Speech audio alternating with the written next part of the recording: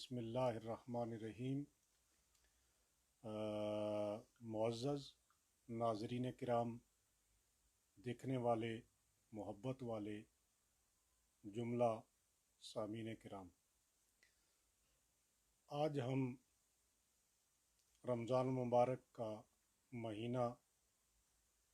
اور رمضان کے مہینے میں رحمت رمضان پروگرام لے کے آپ کی خدمت میں حاضر ہیں۔ آج ہم رمضان المبارک کے حوالے سے اور رمضان کے فضائل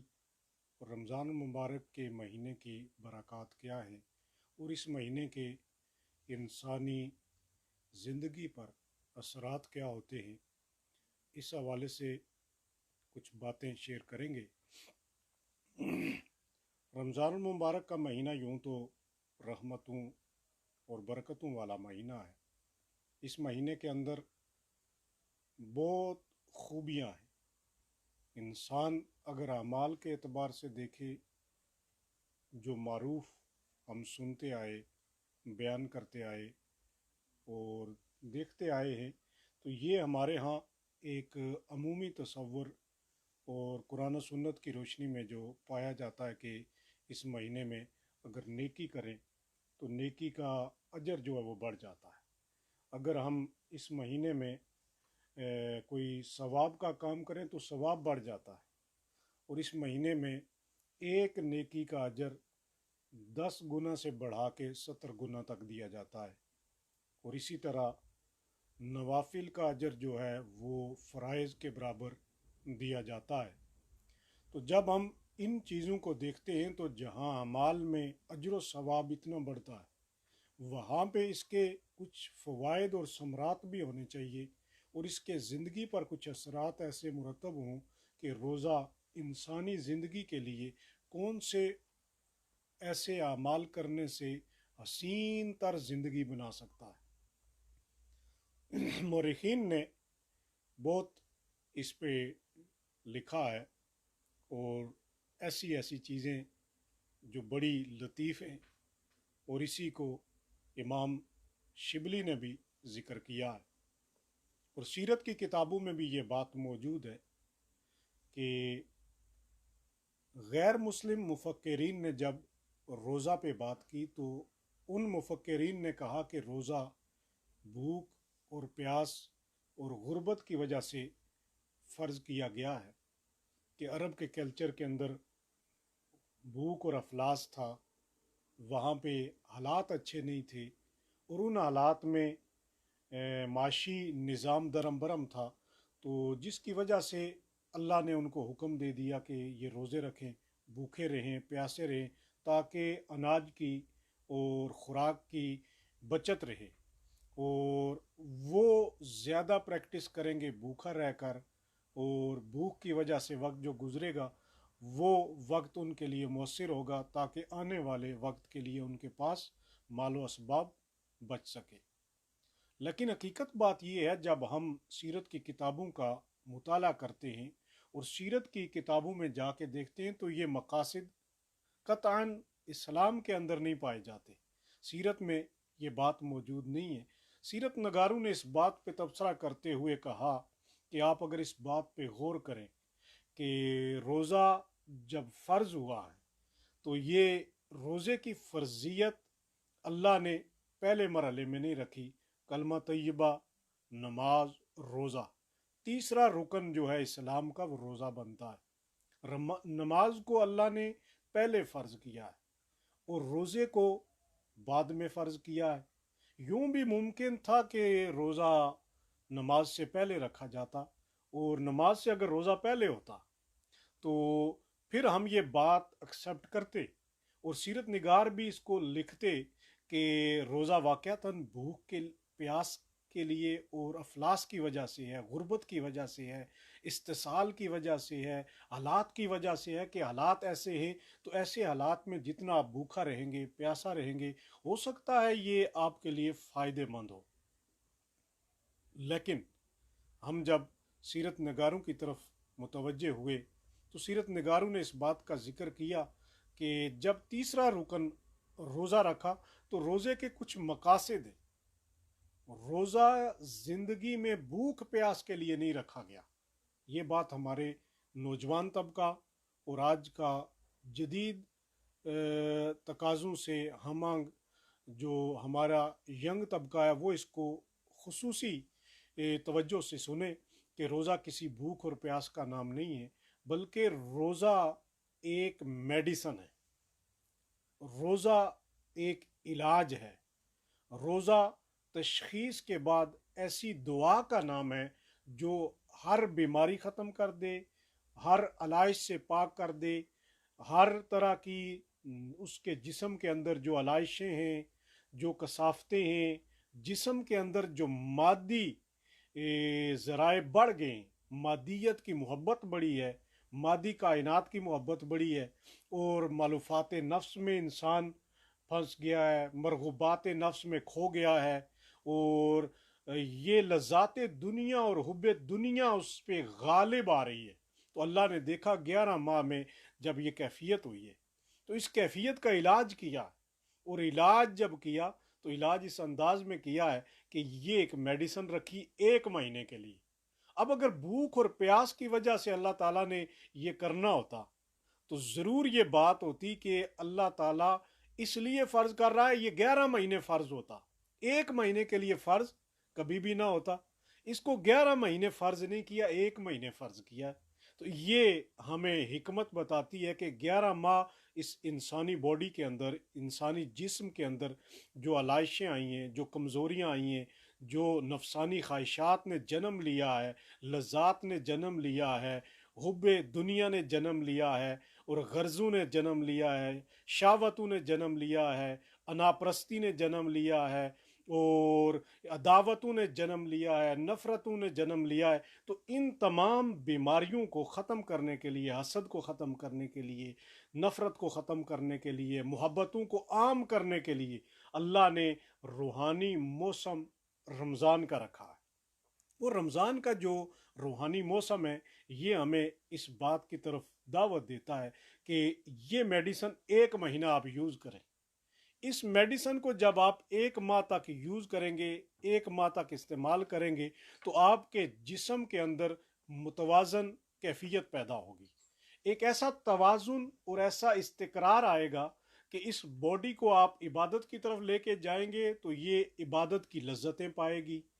اسی انسانی جسم کو اگر آپ تلاوت قرآن کی طرف لے کے جائیں گے تو تلاوت قرآن کی حلاوتیں، چاشنیاں انسانی جسم کو میسر آئیں گی، اور روح پروان چڑھے گی، روح کے اندر ایک طاقت آئے گی، قوت آئے گی۔ اور روحانی قوتیں جب جنم لیتی ہیں انسان کے اندر تو انسان میں وہ پاور پیدا ہوتی ہے کہ انسان سوچ بھی نہیں سکتا۔ اور روزے کا ایک بنیادی جو مقصد وہ ہے وہ یہی ہے کہ ہر انسان کو وہ ٹوٹا ہوا جو تعلق ہے وہ بحال کیا جائے۔ اب ٹوٹا ہوا تعلق کون سا ہے؟ آپ کہیں گے، آپ اس بات کو سمجھتے ہیں کہ ٹوٹا ہوا تعلق انسان اس کائنات کا نہیں ہے۔ یہی بات ہے، انسان اس کائنات کا نہیں ہے، انسان عالم امر سے آیا ہے۔ انسان کے اندر جو جسم میں سینے کے اندر لطائف رکھے ہیں، روحانی مراکز رکھے ہیں، روحانی ذرائع رکھے ہیں، یہ بھی عالم امر سے آئے ہوئے ہیں۔ اب عالم امر کی چیزیں انسان کی باڈی کے اندر اللہ تعالیٰ نے رکھی ہوئی ہیں، تو ان چیزوں کو جب آپ استعمال کریں گے اور جب ان چیزوں کو آپ زندہ کریں گے، ان کو خوراک دیں گے، تو یہ وہ تعلق جو عالم ارواح میں اللہ کے ساتھ انسان کا تھا، جو عالم ملکوت میں انسان کا تعلق اللہ کے ساتھ تھا، عالم سر کے اندر انسان کا اللہ کے ساتھ تھا، وہ چیزیں زندہ ہو جاتی ہیں۔ اب آپ اس بات پہ غور کریں کہ انسان کتنا عظیم ہے، کہاں سے آیا ہے، اور جب اس کائنات میں آ کر اس کو وہی تعلق ملتے ہیں، وہی خوراک ملتی ہے، تو یہ انسان اور زیادہ خوبصورتی میں چلا جاتا ہے، اور زیادہ حسین دنیا میں چلا جاتا ہے۔ تو انسان کا ٹوٹا ہوا تعلق اللہ سے جڑ جاتا ہے، انسان کا تعلق اللہ کے ساتھ قائم ہو جاتا ہے۔ اب آپ دیکھیں جب وہ تعلق زندہ ہوتا ہے تو اب انسان نے ایک میڈیسن لی ہے 1 مہینے میں، اس کے اندر جو بیماریاں تھیں وہ ساری ختم ہو گئی۔ اب جب بیماریاں ختم ہوئیں تو انسان کے اندر تقوی کا نور پیدا ہوگا، انسان کے اندر روحانیت کا نور پیدا ہوگا، انسان کے اندر ولایت کا نور پیدا ہوگا، انسان کے اندر محبت کا نور پیدا ہوگا، انسان کے اندر طاعت اور بندگی کا نور پیدا ہوگا۔ اور جب انسان کے اندر اتنے نور پیدا ہوتے ہیں تو انسان اس بندگی کے ذریعے اللہ کے ساتھ قلبی روحانی تعلق بحال کر لیتا ہے۔ جس وقت انسان کا اللہ کے ساتھ قلبی اور روحانی تعلق بحال ہوتا ہے تو پھر انسان کو یہ پتہ چل جاتا ہے کہ یہ روزہ یوں ہی نہیں رکھا، بے مقصد نہیں رکھا، یہ سال میں ایک بار اس لیے رکھا تاکہ ہمارے بزرگ جہاں پہ سال بھر مسجد کی طرف چہل قدمی کرتے ہوئے نماز کے لیے جاتے ہیں، نماز کی ادائیگی کرتے ہیں، اذان کا اہتمام کرتے ہیں، عبادت کا اہتمام کرتے ہیں، وہاں ہمارے جوان طبقہ جو سال میں 11 ماہ دین سے دوری میں تھا، اسے وہ حلاوتیں، وہ چاشنیاں نہیں ملتی تھیں، وہ لذتیں نہیں ملتی تھیں۔ لیکن آپ کسی بھی جگہ پہ دنیا کے کسی کونے میں چلے جائیں، میں نے مشرق سے مغرب تک کا یہ سفر کیا تو اس میں دیکھا کہ آج بھی یورپ کے اندر جو مساجد ہیں وہ ویران دکھائی دیتی ہیں، لیکن رمضان کا مہینہ جو ہی آتا ہے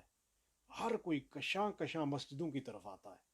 یورپ کے جوان جو ہیں یہ بھی مسجدوں کے ساتھ اس طرح جم جاتے ہیں اور دل لگا کے عبادت کر رہے ہوتے ہیں، یوں لگتا ہے کہ وہی موسم بہار جو روحانیت کا ہے، عبادت کا ہے، تقوی کا ہے، نور ہے تقوی کا، وہ اب ان کے اندر پیدا ہو گیا ہے۔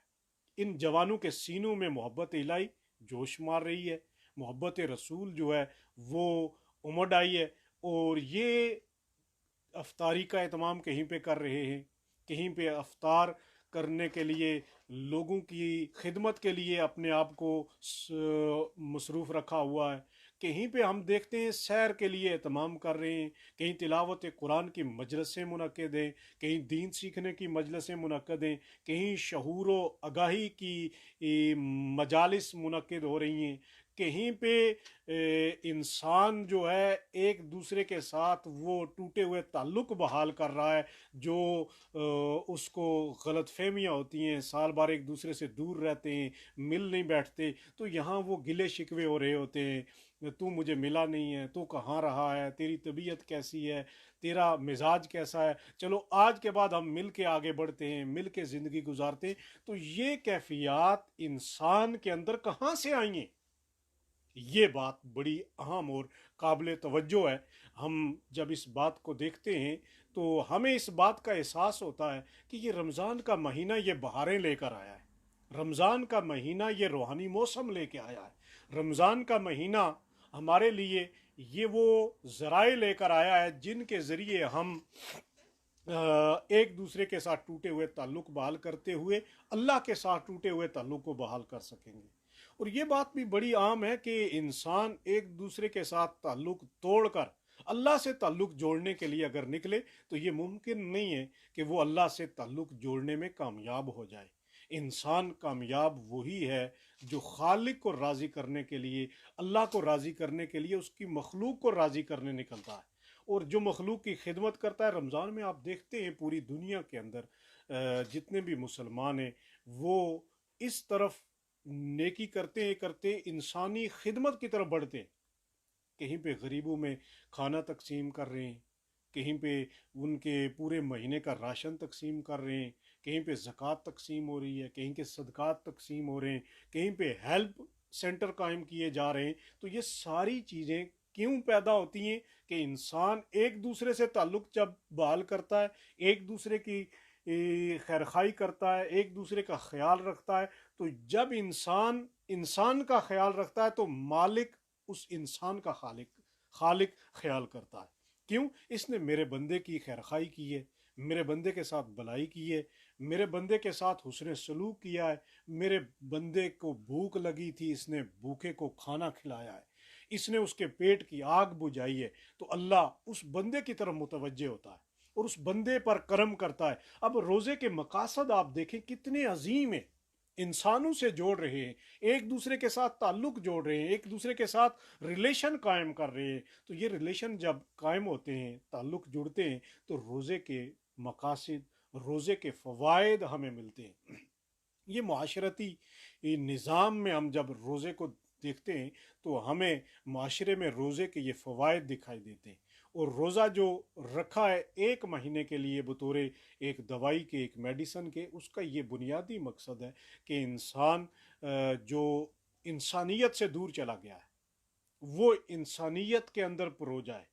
इंसानियत की तस्बीह में उसको परो दिया जाए और इतना खूबसूरत निज़ाम ज़िंदगी उसका बन जाए कि एक दूसरे के साथ उनका ताल्लुक ऐसा बन जाए, मोहब्बत वाला रिश्ता कायम हो, ताकि वो पूरी ज़िंदगी उस हसीन रिश्ते को इसलिए निभाएं कि मेरे मालिक ने मुझे हुक्म दिया है, मेरा मालिक इसमें राज़ी है। तो इंसान,